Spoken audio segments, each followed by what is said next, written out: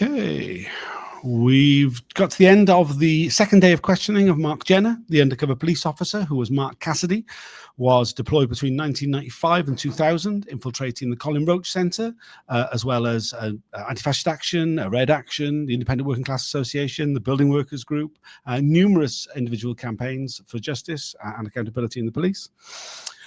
Just a quick recap. At the end of my last video, I said that I could hear lawyers talking about me behind me.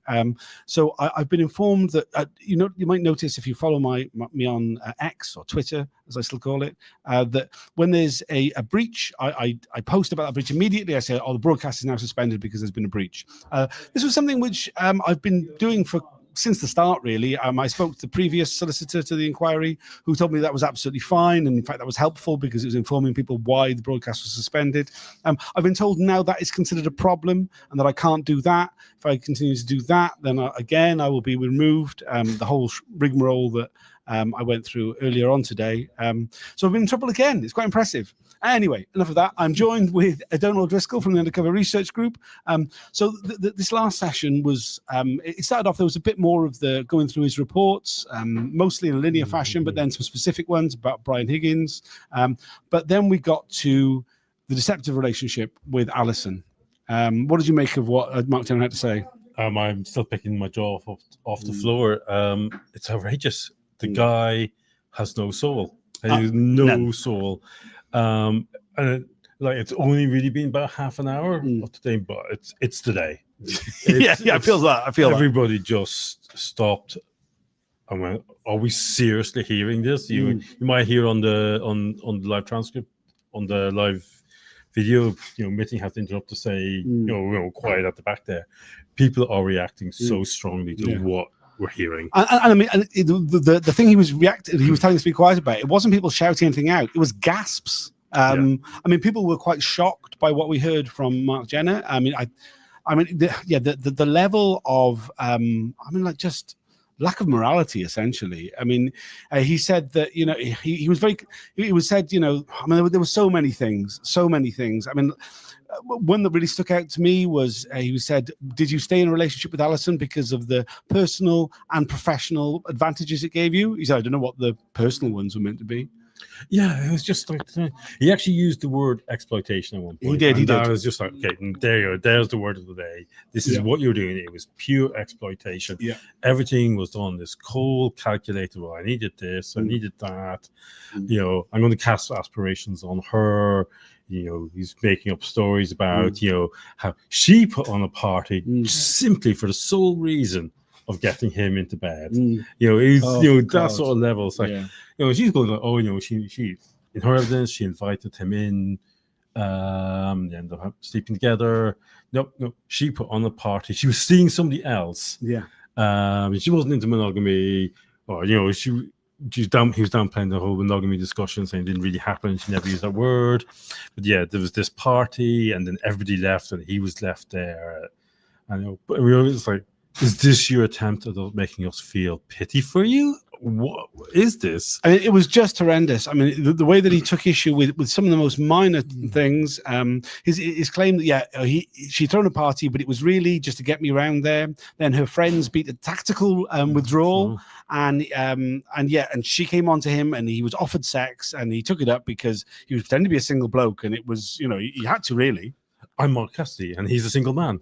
I was being Mark Cassidy, and I'm single, and that's his defense. And we've seen this with other undercovers, but it's still, it's just like other undercovers. They had a relationship, and then they went away. He stayed with her for 5 years. That's the context of everything he said. That this wasn't, not that the casual things are in any way excusable, but the bigger context here is that he moved into her flat because it was convenient and helpful for him.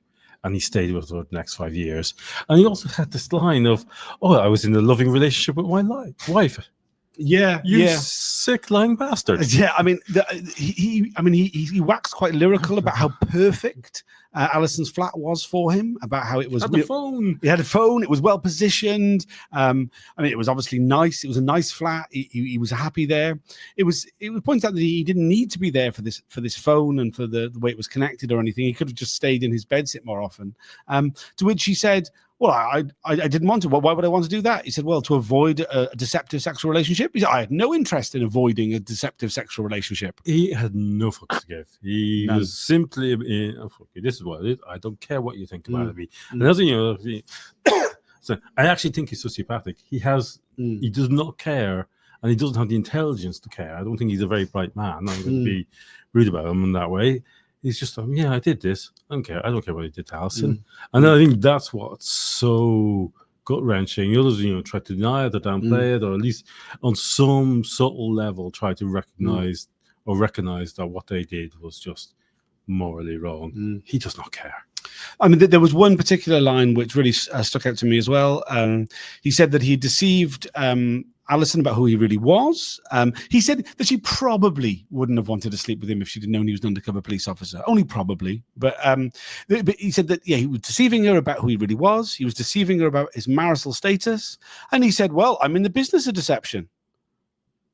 Which, I mean, as he was saying that under oath at a public inquiry, I mean, he didn't seem to see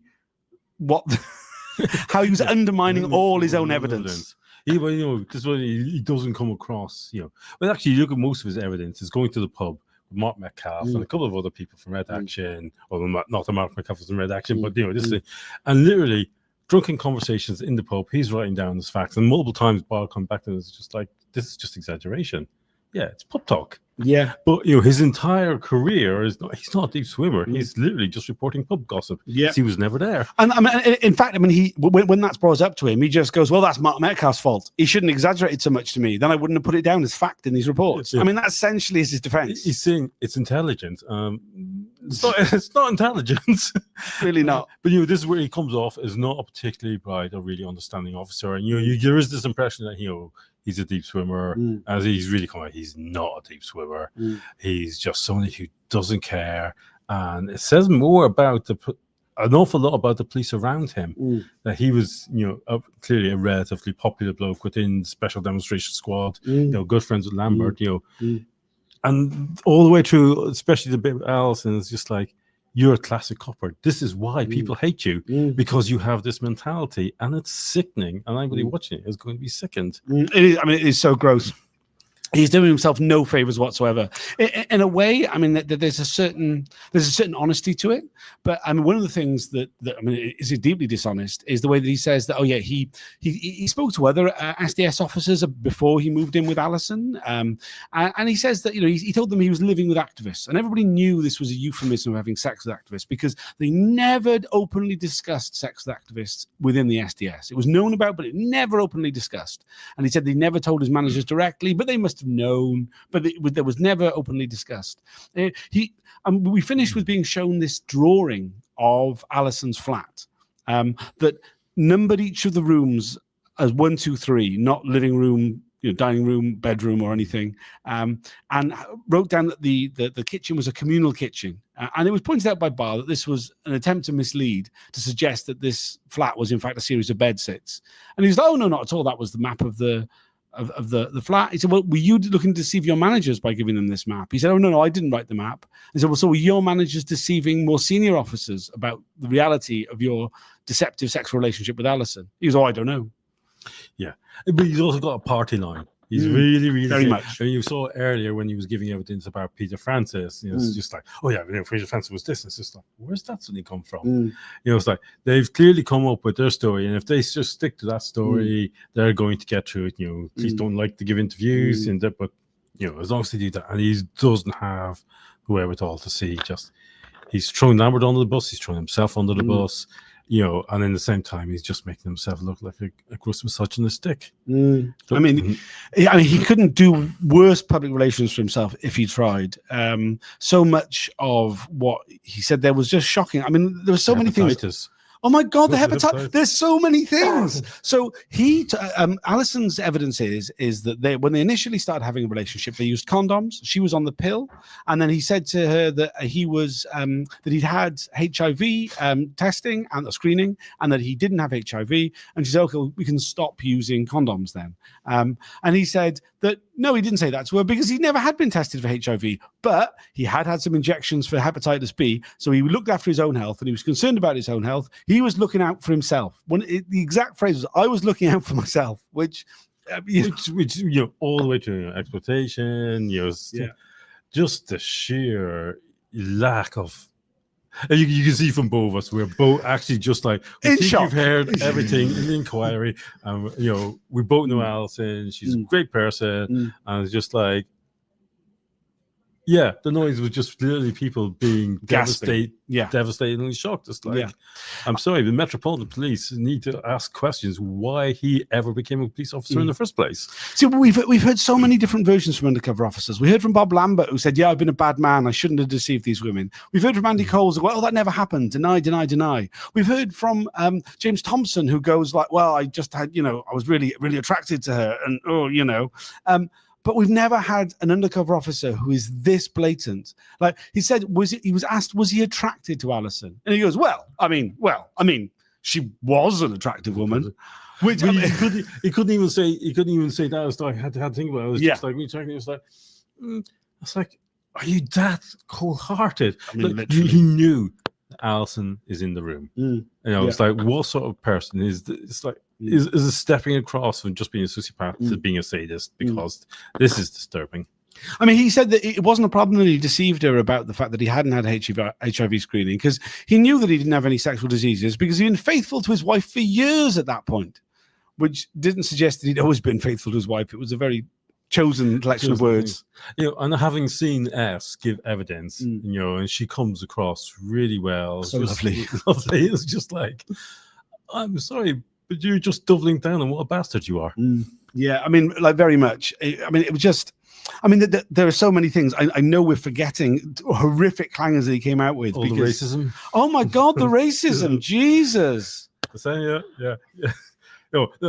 Really angry about McPherson. Incredibly angry about McPherson. Yeah. So, how dare he say that the Metropolitan Police are institutionally racist? That puts down all those good cops. And he's not a racist. Your reporting shows that you are. Very much. I mean, Jesus. He claimed that he'd spilt blood in the cause of anti-racism for the Met. Yeah, I mean, it's just like Jesus. Yeah, really. I'm Whatever. sorry if you're not. Just come on, man. Do you know what I mean? Like, like, as we say, I mean, the majority of the questioning of today was about other matters. It was going through all of his reports, and it was only, I think, about at 4:25 that we actually got onto Alison. And the hearings finished just after 4. So it was like just over half an hour of questions about Alison. But like that has completely dominated. And there's going to be more of this tomorrow. Much more of it. Much more to come. I thought Barr left it on a really strong cliffhanger. Yes, it was just like, if you can get time off, or just go back and watch the video on YouTube, it's worth. Have a sick bag with you, but it's worth it. Yeah, there were no breaches throughout that whole period of the questions about Alison, so you can watch them without any worry. There was a breach earlier in the day, which led to me getting in trouble again. I'm getting the impression now that anytime anything happens through the breach, even if I don't do anything, I'm probably going to get into trouble, but we'll see how that pans out. There's been a comment. Campaign opposing police surveillance.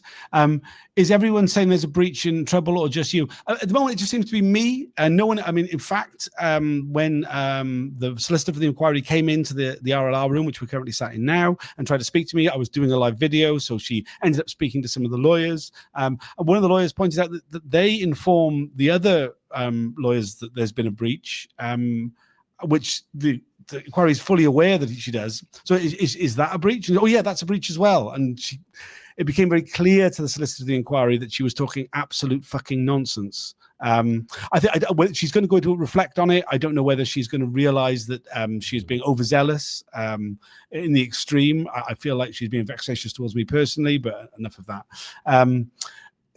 I get the impression further guidance is needed. I would say the solicitor to the inquiry previously, a different person, I'm not going to name any of these people, has been much more collaborative. I've never had a problem before. I've never been told off by the previous solicitor of the inquiry. There's never been a problem. We've sorted out very quickly. There's never been an issue. That's been a big change during the last few sets of hearings. Yeah. Anything else you'd like to add about today's evidence? No. What I mean, like, what a bastard! What a bastard! Yeah, yeah. I mean, like, Jenna continues to astound. Massive solidarity with Alison. I'm sat next to her, as I always am in the hearings. Every time I turn and look at her, her mouth's wide open. I mean, it's been shocking, and we often fail to be shocked because we're so used to all this stuff. But some of the things he's come out with today have been another level, should we say? Yes. All right, I'll be doing a Twitter Spaces this evening at some point. Tomorrow is another day of questioning. It looks like it will be the last day tomorrow. It looks like there won't be a hearing on Thursday. So if you do want to come down and witness Mark Jenner's obscenities, then you've got one last chance. Come down tomorrow. Then we have a break until February. So thanks for joining, and we'll see you all tomorrow at 10 a.m. Bye for now.